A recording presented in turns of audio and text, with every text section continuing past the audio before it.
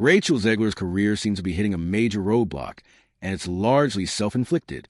The Snow White remake that was supposed to catapult her to bigger stardom has instead triggered a Hollywood backlash, with projects getting canceled left and right. Looking back, her casting as Snow White might have been the first misstep in this whole saga. When Disney announced in June 2021 that Rachel Zegler would play Snow White, the internet immediately erupted in debate. Critics pointed out that Snow White was traditionally described as having skin as white as snow, literally the entire reason for her name in the original fairy tale. Rachel, who proudly represents her Latina heritage, quickly fired back at critics, reminding everyone that Snow White was beloved worldwide, including in Spanish-speaking countries. Things got more interesting in August 2023, when we learned Rachel wasn't the only Latina considered for the role. Renata Vaca had been among the final two contenders, revealing that the casting call hadn't specified any particular look or ethnicity. All they initially asked for was a Disney princess song. It ultimately came down to who could carry a tune and bring that Disney magic, with Rachel ultimately winning the part. BY October 2024, Rachel shared some behind-the-scenes details about her version of Snow White. She revealed that in this adaptation, the character didn't get her name based on her appearance, but rather from a backstory involving her parents surviving a snowstorm, with the name symbolizing resilience. Rachel claimed this wasn't just a random change, but was actually pulled from a lesser-known version of the fairy tale. But what really turned the tide against Rachel was her criticism of the original 1937 Snow White film. Being young and outspoken, she didn't hold back, making comment about how the original version felt outdated. She questioned why Snow White's entire personality seemed to revolve around waiting for some random guy to rescue her, suggesting the cartoon was super old and needed updating. When people accused the new film of being too politically correct, Rachel doubled down. At the D23 Expo in 2022, she laid it all out. It's no longer 1937, and we absolutely wrote a Snow White that is not going to be saved by the prince, and she's not going to be dreaming about true love. She even joked that the prince in the original movie was kind of stalker, saying, "Focus on her love story with a guy who literally stalks her? Yeah, weird. So we didn't do that this time." Rachel explained they'd scrapped the entire love story angle. Although they cast Andrew Burnham as the male lead, she quipped, "Who knows, maybe all his scenes get cut. It's Hollywood, baby." The internet predictably exploded. Some people applauded her attempt to modernize the story, but many were furious, accusing her of pushing a girl boss agenda and making the story too feminist. There was also a significant contingent who felt Snow White didn't need any changes whatsoever, advocating an if it ain't broken, don't fix it approach. The controversy grew so intense that branding experts weighed in. Strategist Ashton Stein criticized Rachel, suggesting she hadn't gone through proper media training before starting the promotional tour. Then came perhaps the most damning critique. David Hand, son of the co-director of the original 1937 Snow White, called the remake insulting and claimed his father and Walt Disney would be turning in their graves. Conservative media seized the opportunity. The Daily Wire announced plans for their own live-action remake called Snow White and the Evil Queen, starring commentator Brett Cooper, intended to compete directly with Disney's progressive version. However, after Brett Cooper left the Daily Wire in December 2024, the project went silent at BY October 2024, and exhausted Rachel finally spoke out again in a Variety interview. She clarified that she never meant to imply love had no place in the movie. There was still a love story, just not as the main focus. She expressed hurt that her words had been twisted and taken out of context, admitting some of her jokes hadn't landed as intended. But by then, the damage was done, with many viewers convinced she hated the original film, romance, and tradition itself. Just when the Snow White controversy couldn't get more complicated, politics entered the mix. In August 2024, when the teaser trailer dropped, instead of discussions about costumes or set design, the conversation took a sharp political turn that threatened to sink the entire film. Within days, two major pro-Palestinian organizations, BDS and PAC, announced a full boycott of the movie. The reason? Gal Gadot, cast as the Evil Queen, had served in the Israeli military and had been vocal about her support for Israel. That alone would have been headline-worthy. But things got even messier when people realized that Rachel Zegler, our New Age Snow White, had publicly supported Palestine. Now imagine that. The film's heroine and villain standing on opposite sides of one of the most polarizing global conflict of our time. Social media went wild. Hashtags started flying, and boycott trended repeatedly. Audiences became more focused on the real-world politics behind the scenes than the actual fairy tale being told. The situation intensified when reports emerged that Gadot had received death threats due to her stance. Disney had to step in and increase her security, making sure their evil queen was protected off-screen as well. Despite this clash of ideologies, perhaps the most surprising development was that Godot and Zegler actually got along just fine on set. There were no icy silences or side eyes across the makeup trailer. Just two professionals doing their jobs and maintaining a cordial relationship, proving that behind-the-scenes dynamics don't always match online narratives. But that wasn't the only boycott knocking at Disney's door in the 2024 United States presidential election. After the results came in and Donald Trump was declared the winner, Rachel Zegler made her thoughts crystal clear online. She posted a direct message that said, "Donald Trump," followed by a less-than-subtle wish that Trump and his supporters never know peace. As you can imagine, that went over like a lead balloon. Republican supporters immediately began calling for yet another boycott of the film, furious over what they saw as disrespect and political hostility. One critic pointed out, "When you come out and condemn the very thing that you're paid to build, are you kidding me?" Zegler, realizing things had escalated quickly, issued a public apology.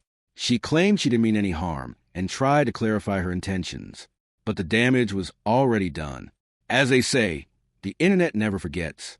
Commented, "I never want to come off as me being ungrateful for the opportunities one have. I can also be having the greatest time and simultaneously wishing people would stop sending me death threats." Meanwhile, in a completely different corner of the controversy web, another debate was brewing about the Seven Dwarves.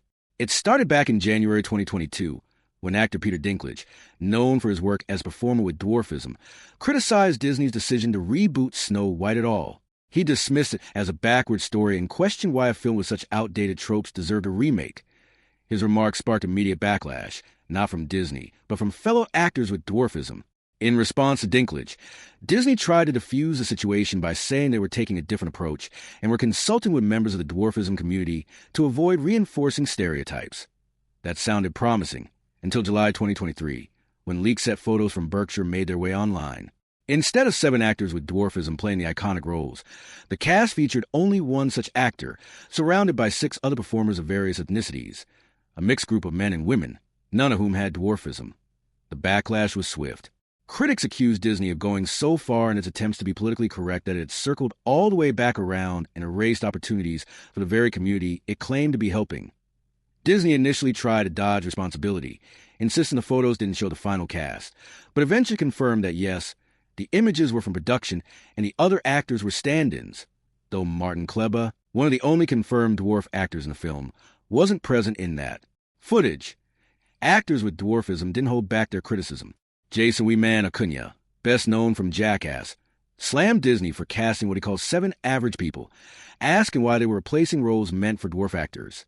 Dylan Hornswoggle Postle echoed those thoughts and even called out Dinklage directly, suggesting his comments might cost other actors real jobs. BY October 2023.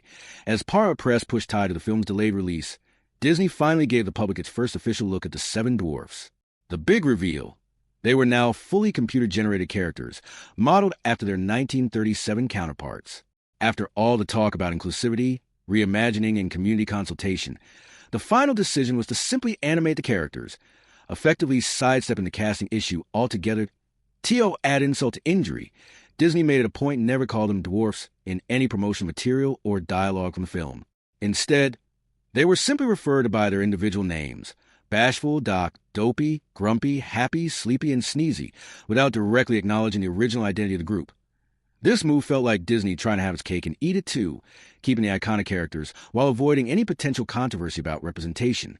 There was a growing sense that Disney's attempt to modernize the story had resulted in an unintentional mess, where no one, not traditionalists, not progressives, and certainly not actors with dwarfism, felt truly represented. As critics pointed out, Disney's approach epitomized the go woke, go broke phenomenon that has plagued several recent blockbusters. All these controversies culminated in the worst possible outcome for Disney. After the film's release, Rotten Tomatoes showed only 40% of the 247 critics giving it a thumbs up.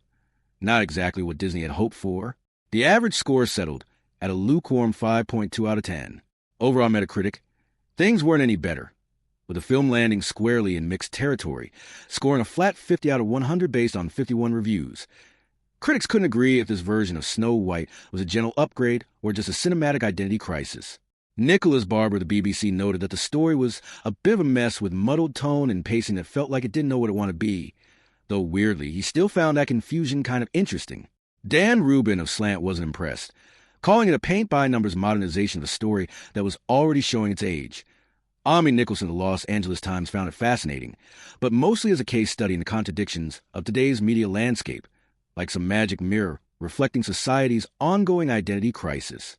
Over at RogerEbert.com, Neil Moe said the movie had a few functional parts, but just couldn't capture the sweetness or imagination of the original. The harshest critics didn't hold back.